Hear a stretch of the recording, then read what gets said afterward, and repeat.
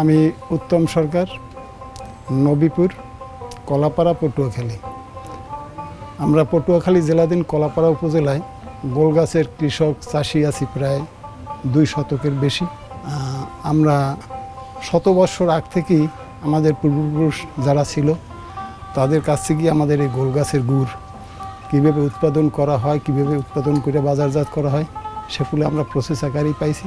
কিন্তু আমাদের সেই গুড় তৈরিতে কিছু ভুল ভ্রান্তি ছিল, সেটা কৃষি বিপণন অধিদপ্তরের মাধ্যমে, যেটা হলো আমাদের জায়গায় আঞ্চলিক শাখায় যে কর্মরত আছে তিনি হলেন আমাদের শ্রদ্ধাভাজন নাসিম ভাই, তার মাধ্যমে আমরা এই কাজটা গুড়টা স্বাস্থ্যসম্মতভাবে উপায় খাওয়ার উপযোগী করে এবং বোতলজাত এবং বাজারজাতকরণের উপকরণগুলো তার মাধ্যমে শিখতে পারছি এবং সেইভাবে সেই প্রসেস আকারেই আমরা সামনে আগাইতেছি।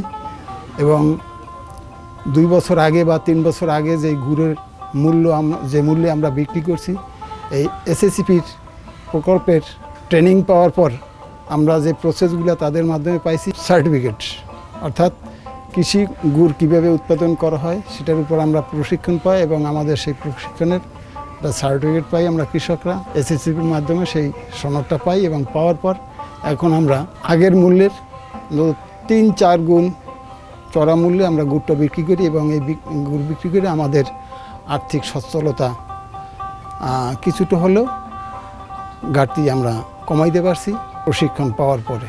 এর আগে আমাদের যা ভুলভ্রান্তিগুলো ছিল সেগুলো এখন আমরা সংশোধনের পথে আসছি এবং গুড় তৈরির প্রসেসগুলো আমরা সঠিকভাবে পাইছি এবং কীভাবে, যেমন চুলা তৈরি করার থেকে শুরু করে রস কীভাবে আনা, কীভাবে সংগ্রহ করা এবং সেই রসটাকে কীভাবে সংশোধন করিয়া বাগান থেকে আনতে হয় সেই প্রসেস, গুড়টা কীভাবে জাল দিতে হয় সেই প্রসেস, বিভিন্ন সময় বিভিন্নভাবে তারা আমাদের এই প্রশিক্ষণগুলো দিয়ে আসছে এবং সেই প্রশিক্ষণ পেয়ে আমরা কৃষকরা ধন্য।